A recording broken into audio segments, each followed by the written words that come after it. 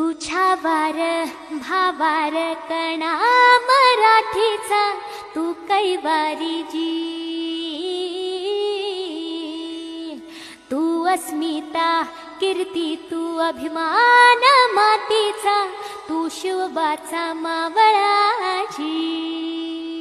हे नव्या युगाची पहाट श्वासात नवनिर्माण लहरून देऊ राजी। नव्या पर्वाची ही वाट संकटान देऊ मात भिडवूया झेंडा गगनाशी। मोठी लढाई लढू मातीसाठी गड्या मनगटात जोर लावून।